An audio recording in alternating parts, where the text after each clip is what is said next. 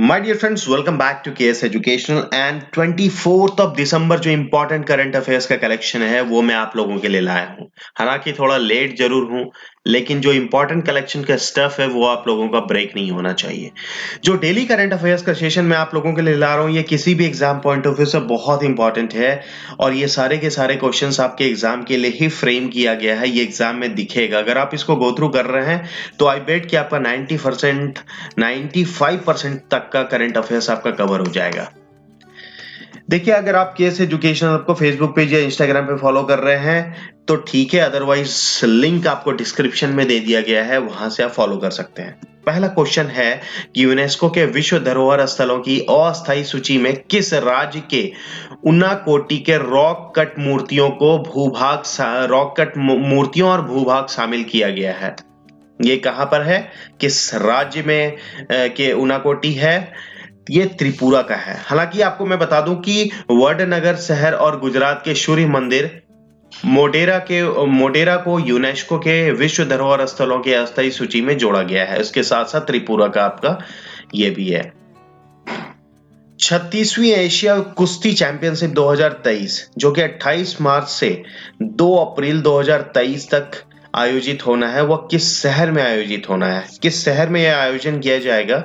ये नई दिल्ली में होगा और नई दिल्ली में 7वीं बार इस कार्यक्रम का आयोजन किया जाएगा। केंद्रीय अंतरिक्ष और प्रौद्योगिकी राज्य मंत्री डॉक्टर जितेंद्र सिंह ने एक बयान के अनुसार भारत की पहली मानव अंतरिक्ष उड़ान H1 मिशन को किस वर्ष की चौथी तिमाही में लॉन्च करने का लक्ष्य रखा गया है?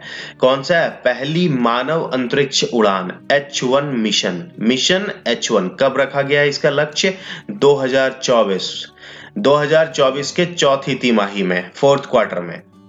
गगनयान परियोजना की परिकल्पना जो है वो 2007 में ही कर ली गई थी और औपचारिक रूप से 2018 में इसकी शुरुआत की गई है। 4 भारतीय वायुसेना के पायलटों को मिशन के लिए चालक दल के रूप में चुना गया है, जो रूस में प्रशिक्षण प्राप्त कर रहे हैं ऑलरेडी। भारत इंडोनेशिया निवेश और व्यापार मंच की संयुक्त कार्यबल समिति की बैठक कहां आयोजित की गई है? और यह बैठक आपका पोर्ट ब्लेयर में आयोजित किया गया है। प्रधानमंत्री आर्थिक सलाहकार परिषद द्वारा जारी सामाजिक प्रगति सूचकांक SPI के अनुसार टोटल जो किसका देश का उच्चतम SPI स्कोर रहा? जो देश में सबसे उच्चतम SPI स्कोर रहा वो किसका है? वो है पुडुचेरी का। और मैं बता दूं कि इसमें जो शीर्ष 3 पर है वो है आपका आइजोल मिजोरम का, सोलन हिमाचल का और शिमला हिमाचल प्रदेश का। हिमाचल प्रदेश का टोटल 2 आपका है और 1 आपका मिजोरम का है। ये 3 जो है शीर्ष स्थान पर है। तो SPI स्कोर में याद रखिएगा कि पुडुचेरी आपका उच्चतम स्कोर है और जो शीर्ष पर है वो ये 3 है। भैरव सिंह राठौड़ का दिसंबर 2022 में जोधपुर में निधन हो गया। वह किस क्षेत्र से बिलोंग करते हैं?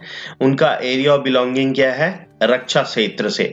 वो पूर्व BSF के दिग्गज हैं और 1971 के भारत पाकिस्तान के युद्ध में भी उनका काफी योगदान रहा था। राज्य भाषा के सभापति जगदीप धनखड़ ने उच्च सदन में उपाध्यक्षों के पैनल में किसे नामित किया गया है? और यह क्वेश्चन मैं आपको बता दूं VVI है, क्योंकि ये आने वाले टाइम में भी बहुत दिखेगा।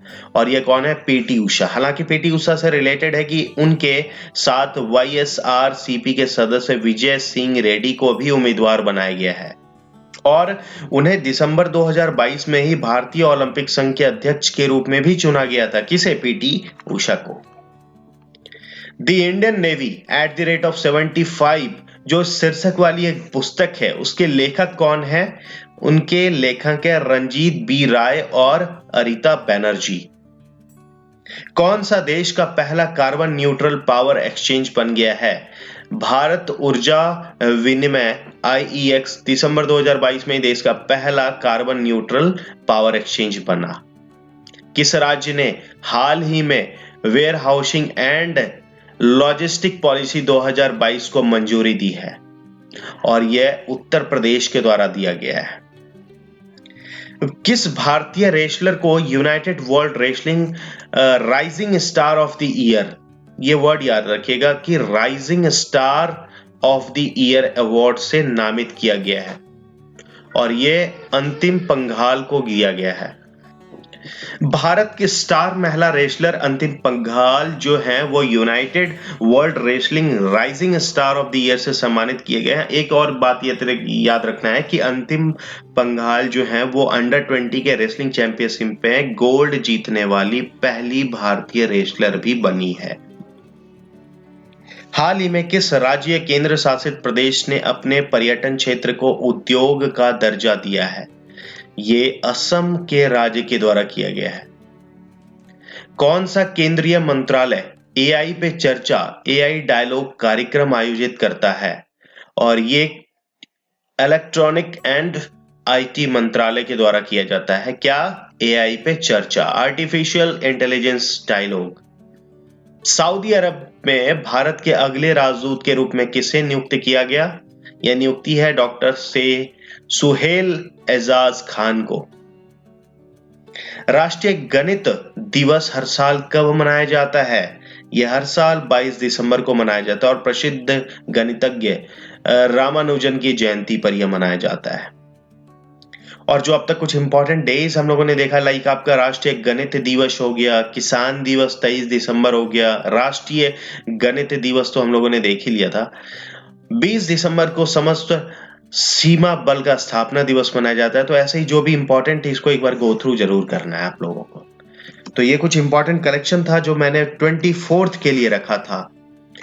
सब्सक्राइब करना ना भूलें केएस एजुकेशनल को and hit the notification bell. Share कर दें अपने इसे दोस्तों के साथ।